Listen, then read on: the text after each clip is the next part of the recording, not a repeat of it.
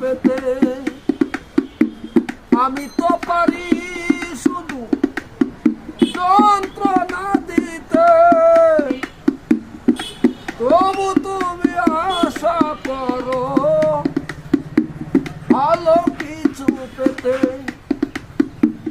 অবহেলা পেও তুমি, ও অবহেলা পেও তুমি, কেন চাও যে আপন করে?